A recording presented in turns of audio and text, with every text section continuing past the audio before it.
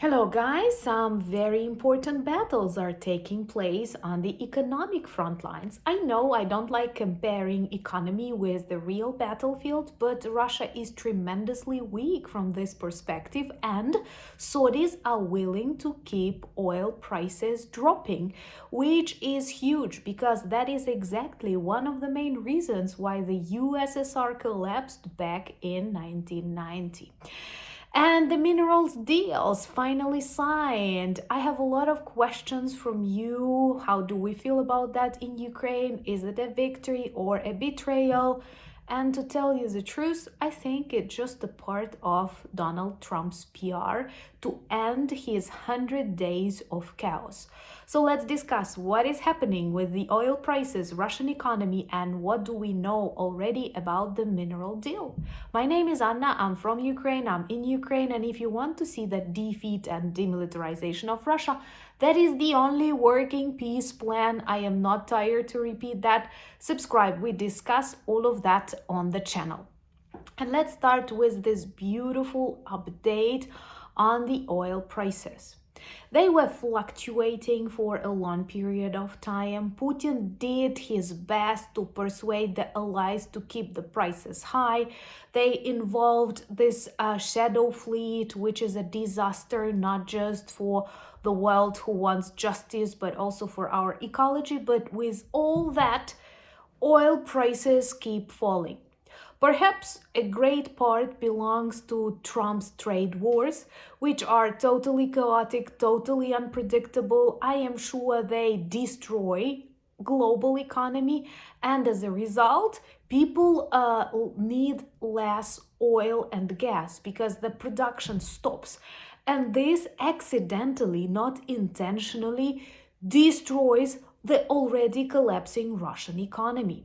And what is good, I've seen the photos that I like. President Zelensky in Saudi Arabia, and Saudis are actually willing to sustain lower prices for oil longer. This is beautiful, and that is exactly what they did in the 90s when the USSR collapsed, exhausted by the unnecessary Afghanistan war. History repeats itself. Honestly, Russia understands that, and they do not comment publicly because they have to keep this image of the second strongest something.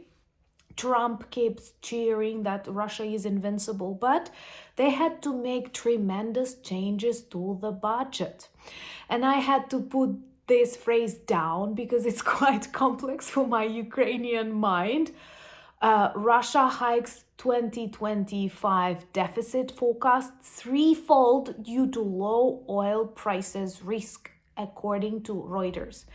And speaking in a simple language, why should I make it more complex if it's okay for Donald Trump to speak that way? So, Russia understands that it will not get the money it needs. It will not get the money it thought it could, and they predict that they will get 24% less of revenues from oil and gas than they expected. So they are losing like 1/4 of the expected revenue, and they had to shrink their already very tough budget. So they realize the problems with oil prices are very real, maybe more real than we think about them. And what is beautiful in that calculation, they don't include the potential problems caused by the demilitarization of their refineries that may keep exploding after someone smokes there. Russians constantly repeat about the smoking accidents. So, at the moment, they had like this price of oil that they wanted $69, then they expect it will be 56, and I've heard rumors in Saudi Arabia $49 dollars per barrel.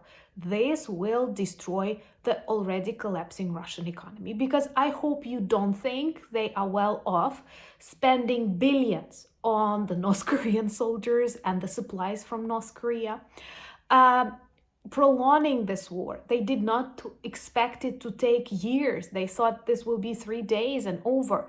They have to pay more and more to the soldiers who don't want to join the Russian army, so they are in great trouble. Subscribe to see the collapse of the Russian Federation, and please share these videos if you share my opinion.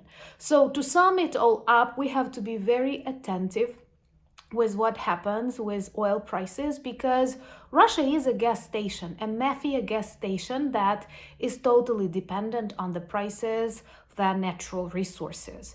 And the lower oil prices drop, the less money Russia has. Taking into account they have already used everything they had and even started taking people's loans. I am sorry, this may crash even sooner than we think, and Donald Trump will be both to blame for the collapse of the global economy and to thank for the collapse of the Russian economy in particular. The mineral deal is a big deal because it was signed tonight. And I receive a lot of questions where you want to know how do we feel about that in Ukraine? Are we excited or are we angry? And to tell you the truth, I'd say the majority of people here understand that first, it is good that it was signed because it helps us to continue cooperation with those American representatives in the government who do understand that Russia is an aggressor and who do not fully follow Trump's Russian propaganda narratives.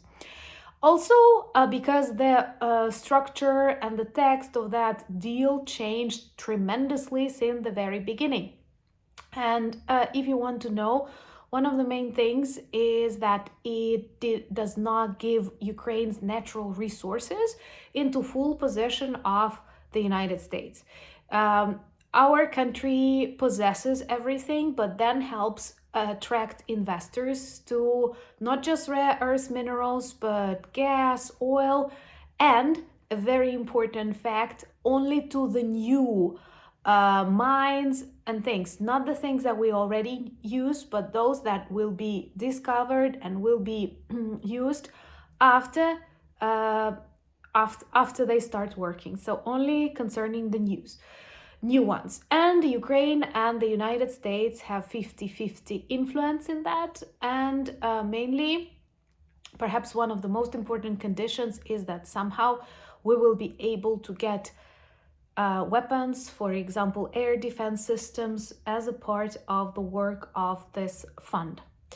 And a great change, a great breakthrough is that we do not owe anything. It is not this fantastic, totally unrealistic $350 billion that we have never received of help. It is not included as Ukraine's debt. That was something that Trump wanted at the beginning, might be one of the main reasons for the ambush in the Oval Office, but they dropped this idea, and attentive listeners might have already noticed that for quite a long period of time, Trump speaks about the benefits and revenues that this deal can bring to the United States, not about the debt of Ukraine, which actually never existed. Because if we start talking about the Budapest Memorandum and all that debt and all that weapons, I am sorry, you will not stop me.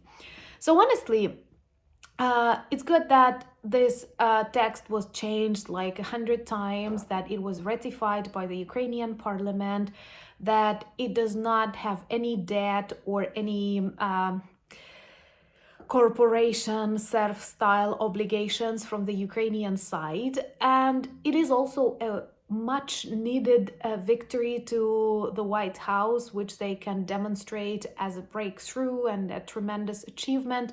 I honestly don't think it changes anything. And from a Ukrainian perspective, let me know in the comments below, what do you think?